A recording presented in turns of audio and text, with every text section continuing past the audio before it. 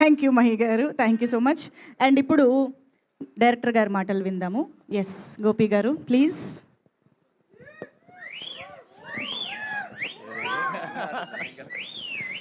అందరికి నమస్కారం. ఇక్కడికి వచ్చిన ప్రెస్ అండ్ మీడియాకి మా స్పెషల్ చెప్పండి బ్రో, మా స్పెషల్ గెస్ట్లకి మార్తాండ్ బ్రోకి థ్యాంక్ యూ సో మచ్ మా ఈవెంట్కి వచ్చినందుకు. టీజర్ నచ్చింది కదా?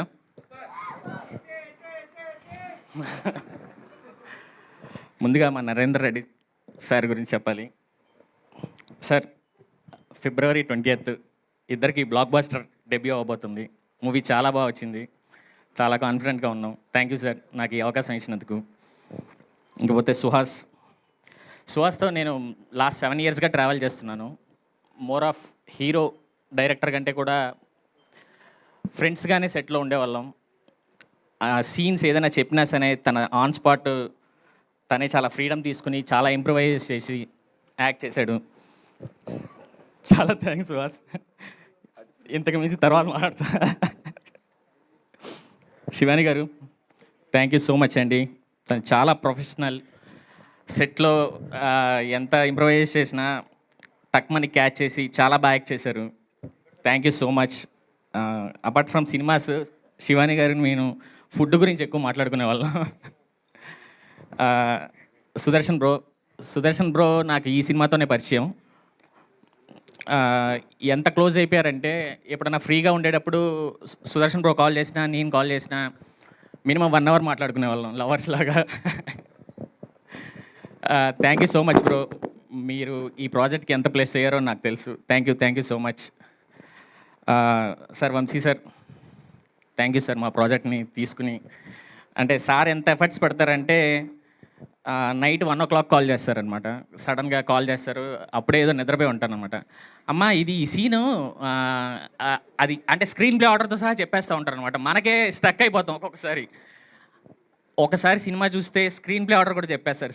సార్ మీరు ఇంత ఎఫర్ట్స్ పెడతారు కాబట్టి మీరు తీసుకున్న సినిమాలు ఇంత హిట్ అవుతున్నాయి. Thank you sir. ఇంకపోతే నరేష్ గారు, వెన్నెల కిషోర్ గారు, అజయ్ ఘోష్ గారు, అన్నపూర్ణమ్మ గారు, వీళ్ళందరూ కూడా ఉన్నారండి. చాలా థ్యాంక్ యూ సో మచ్. మా క్రూ, మహి డిఓపి గారు ఈ మూవీ ఇంత ఫాస్ట్గా కంప్లీట్ చేయడానికి ఈయన కూడా చాలా కీ రోల్ ప్లే చేశారు. విప్లవ్ గారు ఫస్ట్ స్క్రిప్ట్ స్టేజ్ నుంచి కూడా చాలా హెల్ప్ చేస్తూ ఉన్నారు. రీసెంట్గా ఒక యాప్ ఓపెన్ చేశారు, దాని గురించి తర్వాత మాట్లాడదాం. మా production designer Ram Kumar sir, అదేంటో సార్ పక్కన ఉంటే ఎప్పుడు నవ్వుతూనే ఉంటారు, మమ్మల్ని నవ్విస్తూనే ఉంటారు. Sir thank you sir. మా మ్యూజిక్ డైరెక్టర్ వివేక్ సాగర్ గారు, ఆయన బేసిక్గా ఇలాంటి ఈవెంట్స్కి రారు. Sir thank you so much, మీరు ఎంత ఎఫర్ట్స్ పడుతున్నారో నాకు తెలుసు. Thank you sir. ఇంకపోతే మా కాస్ట్యూమ్ డిజైనర్ భరత్ గారు, మా dialogue writer my friend Mithun, thank you so much. ఈ ప్రాజెక్ట్ని టేకప్ చేయడానికి ముఖ్యంగా హెల్ప్ చేసింది Prashanth thank you so much. ఇంకా మా డైరెక్షన్ డిపార్ట్మెంట్కి థ్యాంక్ యూ. ఇంకా అంతే, థ్యాంక్ యూ.